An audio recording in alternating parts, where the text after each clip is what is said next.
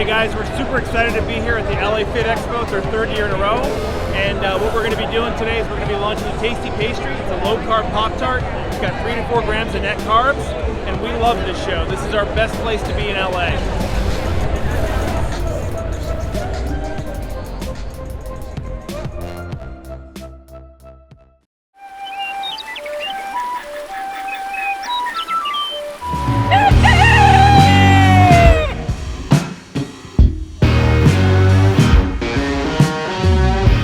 Morning.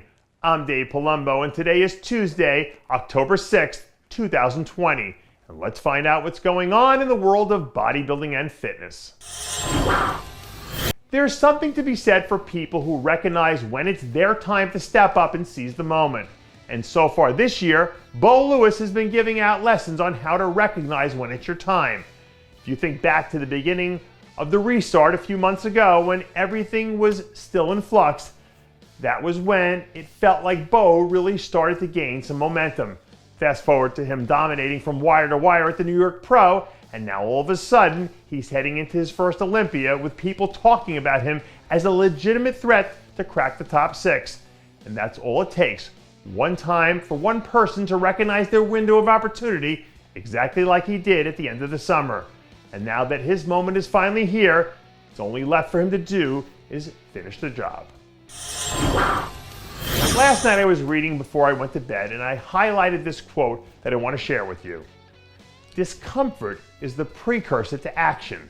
And I thought it was deep and powerful and true in a lot of ways. And this morning I also thought it might explain how Ahmad Ashkanani is feeling too.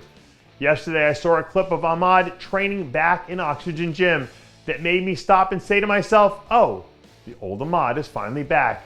It made me think that whatever this new surge of energy is might have come from a place of discomfort, and it might be why he's pushing so hard to get back to the top. Because if you stay in discomfort for long enough, at some point the universe always calls you to move.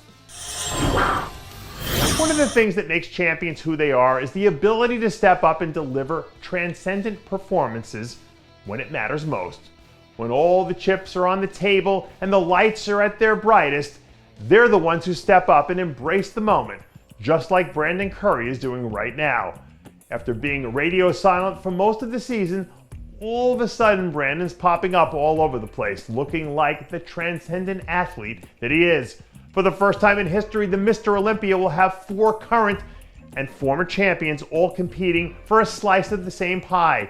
And all the signs are pointing to Brandon being hungry enough to take the whole damn thing.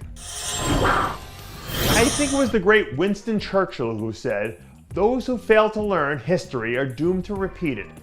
But by now we know that William Bonac is a student of the game, and if there's one thing he doesn't want to do this time around, it's have a repeat runner-up performance.